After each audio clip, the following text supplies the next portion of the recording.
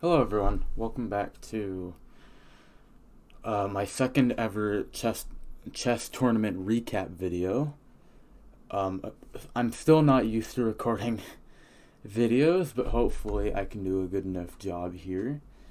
This is the first tournament in a trio, or the winter trio, the Winter Chess Trio Championship, or whatever it's called. I really don't know, I don't pay attention. However, what I do know is that it's the first Ontario Chess Challenge Qualifier for 2022, and it was a very competitive tournament. I am playing in Group C. In fact, I was supposed to play in Group D. I was the highest rated player in that group, and then about 20 minutes before the tournament, I got bumped up to about the middle of Group C. So I had much higher rated opponents than I was expecting. But either way, I was going to try my best. I had played in... This is my third time playing in Group C. It was nothing new to me. Meanwhile, up in Group A, my friend and training partner was playing in FM. There was a 2700 rated FM on Lichess. So let's just be thankful I wasn't in that group. Anyway, let's get into the first game. My opponent's name was William. And... Sorry, this is the wrong game. This is the first game. My opponent's name is William, and I had the white pieces to begin, and I obviously, if anybody knows how I play chess, I start with d4. My opponent responds with d5, and I go to what I know, the Queen's Gambit. And my opponent plays a Slav defense, and I really don't like playing against the Slav defense, so I go for a two-knight setup, and then eventually transpose into a Catalan with my bishop on g2, and I'm going to castle. Black is going to do this. One of us are going to clarify the situation in the center. Black is going to put his bishop somewhere, not on c5, obviously, and castle kingside, and we're going to have a game of chess, really. So bishop b4, like I said, Black's going to do something with this bishop. I castle, and he actually just takes immediately. So I just play a few more developing moves, bring my rook to the center, and I decide to clarify the center, just so I don't have any problems with that later. And I jump my knight to the middle, fully expecting him to challenge it, in which he does. So I decide I don't want to trade knights here, just because I feel like I'm not active enough to trade knights. That's essentially what I was thinking. I'm not going to trade pretty much my only active piece, so I drop it back to d3. Point being, I just kind of fight for the center. If he trades, my queen is very well placed on d3, I thought. So my opponent then responds with knight b6, just bringing his knight to the middle, and I jump out and attack his rook. In hindsight, this isn't the best idea. I was thinking I would have... Honestly, what I should have done is some kind of knight jump threatening the pawn, and then when he defends it, I can go here threatening a discovery. That is what I was debating whether or not, like, which move of these was better. I was going to play one of them, and I decided bishop a3 was better, but we'll find out. He saves the rook, and then I jump in with the knight. Like I said, I was going to play these moves, I just didn't know the order. He defends the pawn with queen c7, and this was actually a mouse slip. E3 is not a good move. E3 is just not a good move. Yeah, this was just a mouse slip. I don't have much to say. I was thinking about e4, I was thinking about maybe even c4, sacrificing the pawn. But yeah, e3 was just a mouse slip, and he jumps in with his knight. So I go for the pawn. Pretty simple. And he attacks my knight. I attack his queen. And it was about... Actually, there's actually a very funny move here. If my opponent plays here, I can sacrifice my queen for the knight, saying, okay, if you take my knight, you lose your queen, and if you take mine, well then, I'm just up a piece here in this variation. That does not happen. My opponent goes queen d7, I go knight b4. And it was actually here when I blunder and play bishop b2. Bishop b2 just cleanly blunders a piece because I don't really have a square. Wait, is this when I blundered? Wait, I blundered somewhere here. Hold on. It was here. Sorry. It was here I blundered. And yeah, my opponent has to play a5 here. Point being, my knight can't go anywhere. If I go here, which is the only protected square, oops, my bishop hangs. And now I'm down a piece. Luckily for me, I do not start off 0-1, losing a piece. My opponent doesn't play a5. And I saw this right after I played it, so obviously I moved my bishop so that it's no longer being attacked. It's still an unpleasant position. Black is much better here. And you'll notice I do hang my bishop here, which he takes, but he hangs his knight in the process, so it's a fair trade. In here, I thought I was actually making progress to consolidating. And it turns out this... Oh, let's not do that. Oh, okay, I went too far.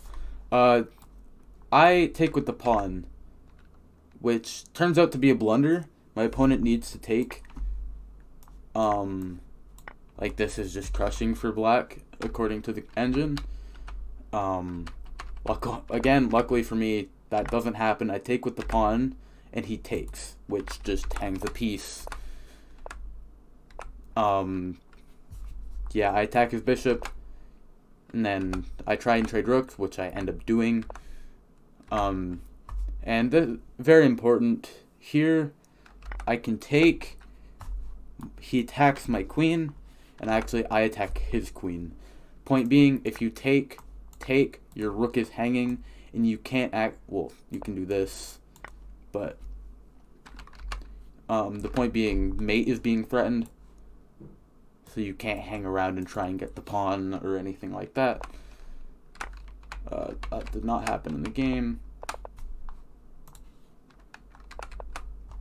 I'm sorry, give me a second.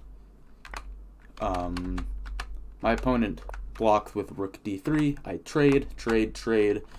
The best move here is here, threatening mate, but I just decided to simplify, keep it simple, bring my knight back, stop the pawn from marching forward, and go collect it with my king. Well, stopping his play on the king side. Collect the pawn, he trades, and then I plunge my pawn forward to a4, and then walk my way over. And in this position, my opponent resigned, as there is nothing more to be done. So I start off 1-0. It wasn't my cleanest game. I knew that. I hung a piece at one point. Not the most deserved win, but we take it. Now, moving into my next game, I had the black pieces against my opponent, whose name is Aryan. And yeah, he starts off with d4. I looked at his games, I knew d4 was coming, and I decided to play the modern with a kind of King's Indian style modern with knight e7 and d5. So, pretty simple opening here for me. I just I didn't want him to get any initiative here. And here I kind of just did everything wrong.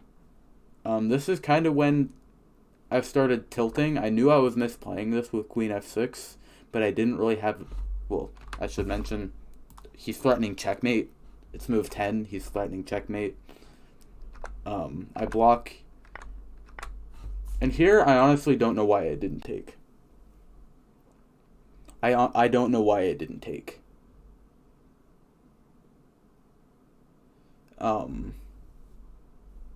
I either have to take or I have to bring my knight back. I don't know why I didn't. Instead, I decided to castle and allow him to take, and then get e4. c6 is just a blunder because I ended up hanging a bishop because I was tilting. And here I thought, oh, I'm so clever, I'm going to go here and checkmate him. But no, my opponent just I don't know what to say. I thought I was being clever here. I'm like, hey, I'm defending my bishop. Everything is fine. Keep in mind my knight is hanging this entire time. He takes. I'm like, hey, my bishop's defended, and it was here when I realized it's checkmate. This game was just an absolute collapse. This is checkmate. I just collapsed. There's nothing more to really say. I don't want to dwell on this game too long. I just played bad. And that really carried on into my next game. I was really tilted. Again, with the white pieces, I play d4, I get a queen's gambit and a Slav defense. And seeing another Slav tilted me even more. But this time I play knight f3 and go straight into a Catalan. And you'll recognize this position.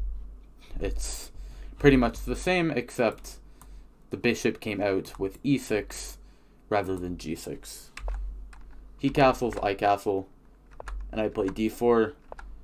And it was here when the tilt really started to become apparent, and my opponent plays here. And for some reason, I didn't play knight e2. Knight e2 is just the better move, as opposed to me playing here, because my knight can't come back out. Whereas on e2, I can jump out. My center is supported. It just makes a lot more sense than being on a2, because my opponent just plays a5, and it's like, well, now what? So I try rook e1, bishop f4, just trying to get my pieces out. I thought maybe knight c1, which I think... No, I don't end up playing, sorry. E4, E5 was just a bad move. And yeah, there isn't really... I try and trade bishops, and it's actually funny because here, it's actually equal. My opponent is up a rook for knight and has an extra pawn, but it's equal because of the move e3 or e6. Well, it's like -1. Obviously, black is better. But instead of e6, I go for d5. Trying to prepare e6, but my opponent is too quick. It's just a blunder of a pawn. I thought I had some kind of counterplay here, and then I hang a knight. I get e6 now, so my opponent can actually block. And I'm getting nothing here. In fact, I'm getting mated. So yeah, out of 5 games, I'm starting off 1-3. Not the start, and at this point, I'm not qualifying for the Ontario Chess Challenge through this tournament. Obviously, there will be other qualifiers, but through this tournament, I'm no longer in contending range.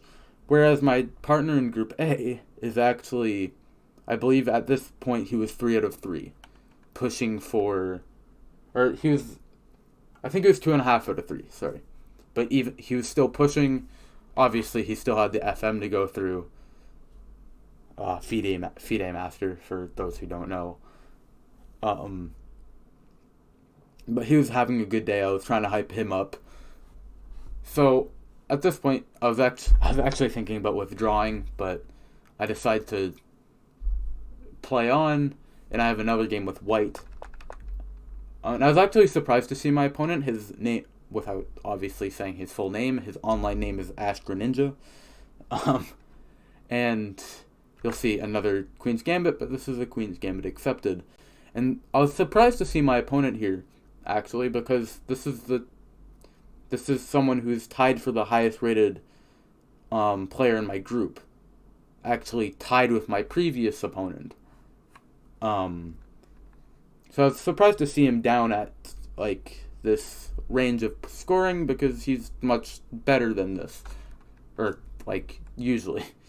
So we get a Queen's Gambit accepted. I take the center with e4, just taking a large center. He plays e5, trying to challenge. I play d5, not trading pawns, and I just support my center. And h6 was a very weird move. I was very confused by it. He plays knight f6, I play knight f3, bishop d6, castles, bishop e3, and bishop g5. And here is when the tilt really becomes evident, looking back at my game. I play h3, bishop h5, and I play g5, just completely lashing out. And he moves back. And I'm like, I just go for it, and I hang a pawn in the process. I just clean hang a pawn, takes, and I jump in with my knight, attacking his bishop. There's still this large tension in the center of the board. He has a knight in my territory, I have a knight in his. I have ideas of maybe attacking his king. F4 possibilities. Really wild game. And then my opponent kind of just blunders. He plays knight f6. And I'll give the audience watching a few seconds here to find white to move and take a commanding advantage in the game. I mean, oh wait, why am I doing this? You can literally... Don't look at the sidebar. But no, the move is d takes c6. Point being, well, you're threatening this with two pieces. And let's say you move out of the way. Oops, where's your rook going? That doesn't happen in the game. My opponent takes the pawn. I take his bishop and trade queens. I try and trade rooks and end up doing so. And then here, I'd kind of just hang a bishop. No, I'm kidding. It was tactically defended. If he took, I win his rook with knight. Nice little fork here. And I take, and he jumps in with his knight. I take another pawn, he takes mine. I attack his knight, skewering the pawn on b2. And here it got a little concerning. I'm just going to speed through this. But I do just sack my rook for his knight, give a check, and my opponent plays it out until mate, which is only a few more moves. But yeah, I found a tactic that he missed. Pretty smooth sailing game. And without further ado, I am 2 out of 4.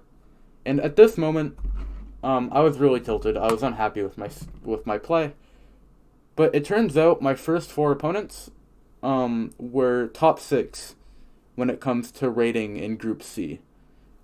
They were the 2 of my opponents were tied exactly for the highest rated player in my group. My first opponent was one of them. My second opponent was 6th. My third opponent was like 4th or 3rd. And this opponent, like I said, was another highest rated player in the group. And I'm 17th. So I was having some tough opponents. And the fact that I was 2 out of 4, it doesn't require the amount of tilt that I had, is what I'm getting at. It wasn't...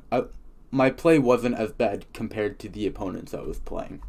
But moving into the last game, this is with the black pieces, and I play the French defense. And we get an exchange French on the board with knight f3. I play knight f6, bishop f4, bishop d6, he goes back, I castle. And here is when I kind of started taking the initiative in the game. I play rook e8 check. And there's a few ways to play this. You can jump in with the knight here. You can block with the bishop, although that I wouldn't really play that. Or you can block with this bishop, and that's what my opponent chooses. So I play queen e7, pinning the bishop to the king. And if you castle, you lose the bishop. So you can't castle. That's pretty much the point of queen e7. So here, there's a few ways that my opponent can play. You can take my bishop. You can block with the knight, trying to castle. You can play knight c3, Or you can do what my opponent does and play c3. And here I'm like, okay, bishop g4. I'm going to pin the knight. If you try and move to the center now, I will take and I will win a pawn, essentially, to give that. Sorry, I'm not winning. Well, I am winning a pawn, but pretty much you'll get something like this. Pretty much white trying to hold on to the pawn, but eventually it will fall. Let's say castles. The pawn eventually falls, and black emerges up a pawn. I saw all of this. Sorry. And my opponent chooses to respond by taking my bishop. I take with the pawn, not allowing my opponent to jump in with the knight. And this is where it kind of starts going bad for my opponent. He plays knight g1. And at that point, it's like, okay.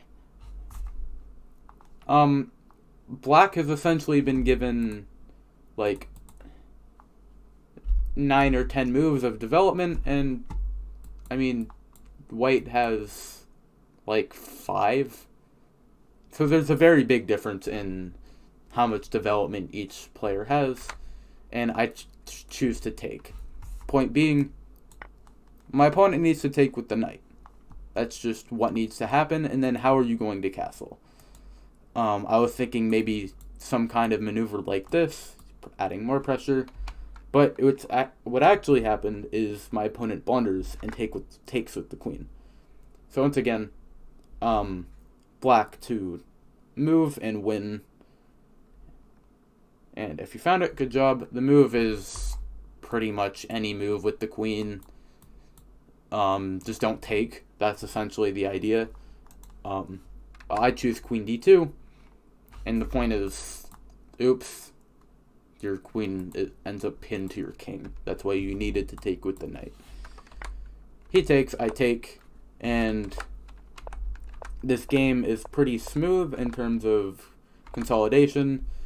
He attacks my knight, I jump in, we trade, I drop back, and here I thought I blundered for a second, but my knight's protected, so I just need to move out of the way. We trade, I lock the center, he attacks the center, I pin, meaning if he takes, you can't actually take my queen because it's mate. That doesn't happen. He pushes c5, I attack the pawn again, he defends, I attack, I just keep trying to punish his pawn structure. I take, or he takes, and I play queen b5. b5? Attacking him, and if he takes, like he does in the game, I was just going to trade. And I have to be careful here. Do not just take a pawn because you get mated. Don't do that. Don't get mated, it's not good. So I play a waiting move in g6. He plays h3 himself, trying not to get back ranked, and I take his b-pawn. He defends his other b-pawn, and I take his d-pawn. And here, you'll notice, I keep trying to fork his rook, but there just wasn't really any way to do that. Like, here, let's say he pushes, I have this, but my opponent saw through it. Their name is Anastasia, by the way. I'm not sure if I mentioned that for this opponent. But he was really good at defending his rook. However, at the end of the day, I have a queen, so I'm just like, okay, I'm just going to block his pawn, bring my king, he takes, I take, I win the pawn, and now I got to win this. So what do? I bring my king closer to the center, attacking his rook in the process. He moves it back, I give a check, and here my opponent moves to the edge of the board, and I give a check, winning his rook. And now he's going to play out for the stalemate because, I mean, it's a chess tournament in the last round, and we're amateurs, so who knows. But no, I do not stalemate. I find a really nice checkmating idea, actually. With this, pretty much forcing a checkmate. And yeah, that was I finished 3 out of 5 in 7th place in my group. I really wasn't happy with my play. If I'm being honest, I'm much more okay with it now considering the strength of my opponents, because I wasn't checking during the tournament as I should have. But yeah, I lost game 2 in a way I was very unhappy with, and then I tilted in game 3, fought back in game 4, and finished out in game 5. Overall, wasn't a bad tournament. My next tournament is on February 6th, so expect a recap about that.